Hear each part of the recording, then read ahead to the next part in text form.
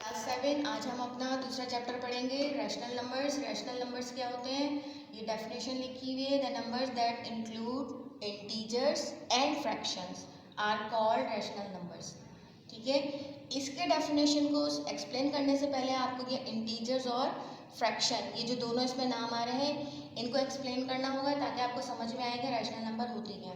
सबसे पहले integers. Integers क्या होते हैं? इंटीजर्स जैसे मैंने आपको बताया था, इंटीजर्स वो नंबर होते हैं जिसमें नेगेटिव नंबर, पॉजिटिव नंबर और ज़ीरो, ये होते हैं इंटीजर्स। ठीक है, अब ये नेगेटिव नंबर है, ये -3 है, -3 के बाद -4 है, -5, -6, इस तरफ ये माइनस में आगे बढ़ रहा है और इस तरफ ये पॉजिटिव में, यानी 1 2 3 4 5 6 ये हमारी काउंटिंग है। ये दोनों तरफ से इनफाइनाइट सेट है, ये हमारा इंटीजर का सेट कहलाता है।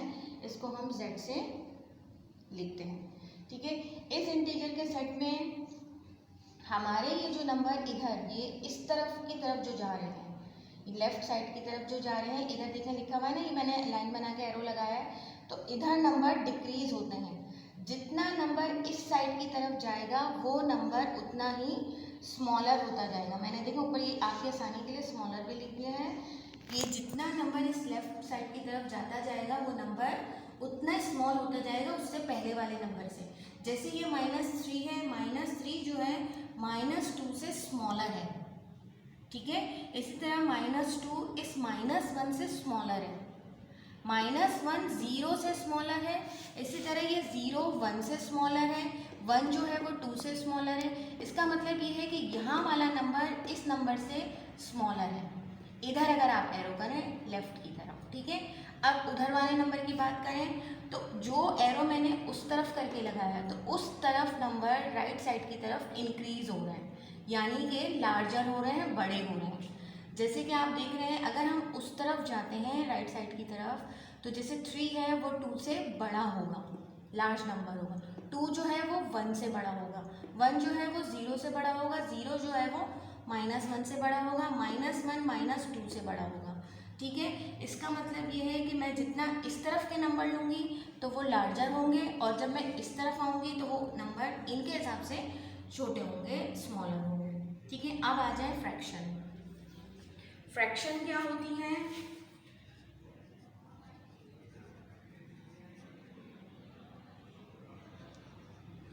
फ्रैक्शंस। अब ये जो आपके इंटीजर्स हैं, ये इंटीजर्स में अगर मैं मल्टीप्लाई करूँ कोई से भी दो नंबर या डिवाइड करूँ तो मेरे पास इंटीजर ही आता है। जैसे कि फ़र्ज़ करें मैंने अगर 2 × 3 करा तो मेरे पास एक इंटीजर ही आता है, 6 भी इसके अंदर मौजूद है। इसी तरह अगर मैं 4 / 8 करूँ तो मेरे पास आता है 1/4। ये जो मेरा 1/4 आया है, ये वाला नंबर जब मैंने दो इंटीजर को डिवाइड किया तो ये नंबर इस सेट में मौजूद नहीं है।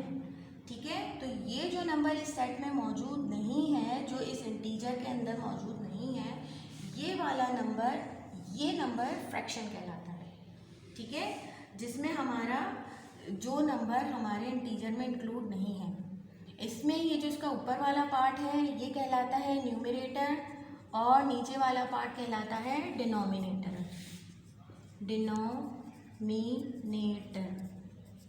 ठीक है, फ्रैक्शन हमेशा इस तरह पॉन में लिखी जाती है और ये फ्रैक्शन जो है हमारी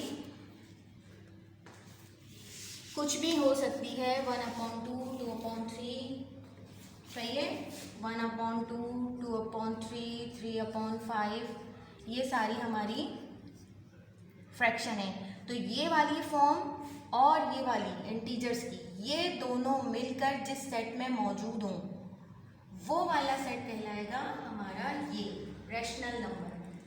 ठीक है, ये आप देख रहे होंगे इसमें 0 है, इसमें -1 भी है, तो ये दोनों आपको इस सेट में नज़र आ रहे हैं। लेकिन इसमें आपको फ्रैक्शन भी दिख रही है, 1/4, 1/3, सो ऑन, ये कुछ भी हो सकती है इसके अंदर फ्रैक्शन, और ये फ्रैक्शन हमें इस तरह नज़र आ रही है। तो वो दोनों चीज़ें जब इस सेट में मिल जाएं, कंबाइन हो जाएं, तो वो सेट क्या कहलाता है? वो सेट कहलाता है रैशनल नंबर का सेट। ठीक है, इसमें हमारे ये दोनों सेट सब्जेक्ट, दोनों चीज़ें कंबाइन हो जाती हैं, इंटीजर्स भी और फ्रैक्शन भी। ये आपकी एक्सरसाइज है, एक्सरसाइज 2B, पेज नंबर 25। उसका क्वेश्चन नंबर 2 है। इसमें स्टैंडर्ड फॉर्म बतानी है हमने। इनकी स्टैंडर्ड फॉर्म में पहला पार्ट है आपका 4/6। 4/6 का स्टैंडर्ड फॉर्म ये होता है कि आप इन दोनों नंबर्स को, जो इस फ्रैक्शन के न्यूमरेटर और डिनोमिनेटर हैं, किसी एक कॉमन टेबल से इसको कट करें। जैसे ये दोनों 2 के टेबल में आते हैं, तो मैं अगर इसको 2 से करूँ तो ये 2/3 आ जाएगा। 2 2 ज़ा 4, 2 3 ज़ा 6। ये 2/3 जिसके बाद अब ये मज़ीद लोएस्ट फॉर्म में ना आ सके, तो ये इसकी स्टैंडर्ड फॉर्म कहलाएगी। इस फ्रैक्शन की ये स्टैंडर्ड फॉर्म है, ठीक है। अब जैसे इसका दूसरा पार्ट है ये वाला, -21/-28। पहले आप इनको देख लें कि ये दोनों नंबर किस एक कॉमन टेबल में आते हैं जो ये दोनों नंबरों को कट कर सकता है। और थोड़ा बड़ा वाला टेबल ही देखिएगा, तो ये दोनों नंबर जो हैं ये 7 के टेबल में आते हैं। तो 7 के टेबल से अगर मैं इसको कट करूँ तो 7 3 ज़ा 21, 7 4 ज़ा 28। दोनों तरफ क्योंकि माइनस था, ये माइनस साइन कैंसिल हो जाएगी, तो इसकी स्टैंडर्ड फॉर्म हो जाएगी 3/4। ये इसकी स्टैंडर्ड फॉर्म है, ठीक है। तो स्टैंडर्ड फॉर्म में वहाँ तक के हम कट करते हैं जब तक कि वो अपनी लोएस्ट फॉर्म में फ्रैक्शन ना आ जाए। और उसका अगर 2 माइनस हैं तो वो ख़त्म हो जाएंगे। फर्स्ट करें यहाँ एक माइनस की साइन होती तो फिर वो यहाँ आती, ठीक है। एक माइनस की साइन होती तो मुझे वो यहाँ लगानी पड़ती, लेकिन ये 2 थी, इन दोनों ने आपस में एक दूसरे को कैंसिल कर दिया, इसलिए यहाँ पर पॉजिटिव फ्रैक्शन है। क्वेश्चन नंबर 4 सेम एक्सरसाइज है 2B, पेज 25। इसमें हमने ये बताना है विच फ्रैक्शन इज ग्रेटर, यानी इनमें से कौन सी फ्रैक्शन ग्रेटर है, कौन सी बड़ी है, कौन सी स्मॉलर है। आपको क्वेश्चन में कॉमा लगा के दिया हुआ है। जाहिर सी बात है इसमें क्योंकि नेगेटिव है, ये तो हमें दिखने से ही पता चल रहा है, इसमें तो हमें कुछ करना भी नहीं पड़ेगा। ये -3 है और ये 2 है। जब दोनों के डिनोमिनेटर सेम हो तब हमने सिर्फ न्यूमरेटर को आपस में कंपेयर करना होता है कि कौन सा नंबर बड़ा है। -3 आपको पता है हमारे इंटीजर के इसमें सेट में -3 इस तरफ का जो नंबर है वो छोटा है और ये पॉजिटिव का 2 बड़ा है, इसलिए हम इसको लिखेंगे कि -3/7 इज स्मॉलर और 2/7 इज ग्रेटर। ये बस आपका सिंपल आंसर है, बस ये ग्रेटर और स्मॉलर की साइन लगानी है, ठीक है। इसके बाद ये जो नेक्स्ट है, इसमें क्योंकि दोनों हमारे माइनस के हैं और इसमें दोनों के डिनोमिनेटर भी सेम नहीं है, ये देख रहे हैं आप, ये अनलाइक फ्रैक्शन है। तो इसमें सबसे पहले हमें दोनों के डिनोमिनेटर को इक्वल करना होगा, बिल्कुल एक करना होगा। जैसे कि हम ये देख रहे हैं कि ये वाली जो दूसरी फ्रैक्शन है -3/4, इसमें मैं देख रही हूँ कि ये अगर मैं ये वाली फ्रैक्शन को 2 से मल्टीप्लाई कर दूँ तो यहाँ पर 8 आ जाएगा, जो इसके बराबर हो जाएगा, ठीक है। तो इसको मैं कर रही हूँ 2 से मल्टीप्लाई, तो मुझे दोनों तरफ ही करना पड़ेगा, डिनोमिनेटर को भी और न्यूमरेटर को भी। तो ये मेरे पास आ जाएगा -6/8, ठीक है। 3 2 ज़ा 6, 4 2 ज़ा 8। ये -6/8 आ गई, एक इसी की समझे इक्विवेलेंट फ्रैक्शन आ गई है। अब मैं इसको इसके साथ मैं इसको कंपेयर करके देखूंगी कि कौन सा नंबर बड़ा है, मुझे कौन सी साइन लगानी है। ये -5/8 है और ये -6/8 है। इन दोनों का मुझे कंपेयर करना है। इन दोनों को जब मैं कंपेयर करूंगी तो मैं देखती हूँ कि -5 जो है वो बड़ा नंबर होता है और -6 क्योंकि उसके बाद लिखा हुआ होता है, इसलिए -6 छोटा नंबर है। माइनस में हमेशा नंबर जितना बड़ा होता जाएगा, अगर नेगेटिव साइन लगी हो तो वो नंबर उतना ही छोटा होता है, इसलिए -5 इज ग्रेटर और -6 जो है वो स्मॉलर है। तो ये हमारा इसका आंसर है। इसके सारे पार्ट आप लोग इसी तरह कर लिएगा, डिनोमिनेटर को सेम करके मल्टीप्लाई करके। और इसका क्वेश्चन 5 भी बिल्कुल सेम इसी तरह है, बीच में बॉक्स में ग्रेटर और स्मॉलर की साइन लगानी, वो भी आप लोग खुद कर लिएगा। क्वेश्चन नंबर 8 में आपको रेसिप्रोकल बताना है।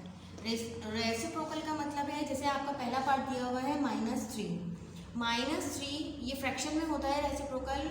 इसमें आपने ये करना होता है कि जो भी नंबर दिया जाए उसको फ्लिप करना होता है। फ्लिप करने का मतलब है उसका जो डिनोमिनेटर है उसको न्यूमरेटर कर देते हैं और जो न्यूमरेटर है वो डिनोमिनेटर बन जाता है। तो इसका रेसिप्रोकल फर्स्ट करें इस -3, क्योंकि ये इस वक्त अभी नंबर की फॉर्म में है, फ्रैक्शन की फॉर्म में नहीं है, तो ये हमारा एजम्पशन है कि इसके नीचे 1 है, ठीक है। अगर ये हमने इसको इस वक्त फ्रैक्शन हमने बना दिया है, क्योंकि इस नीचे वाले डिनोमिनेटर वाले 1 की कोई वैल्यू नहीं होती, जो कि नहीं लिखा जाता, ठीक है, लेकिन वो यहाँ फिर भी मौजूद है। अब मैं इसको जब फ्लिप करूँगी तो ये 1 ऊपर आ जाएगा और -3 जो है ये नीचे हो जाएगा, तो ये कुछ इस तरह से हो जाएगा। तो ये इसका रेसिप्रोकल बन गया। बस इसको आप फ्लिप कर दें, ठीक है, ये जो आपका है ये फ्लिप हो जाएगा।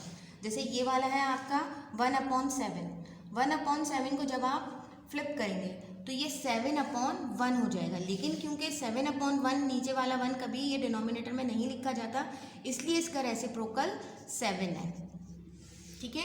फर्स्ट करें आपका अगर तीसरा पार्ट है 2/9, तो इसको फ्लिप होके क्या होगा, ये 9/2 माइनस साइन रहेगी, 9/2 हो जाएगा इसका रेसिप्रोकल, ठीक है, ये रेसिप्रोकल।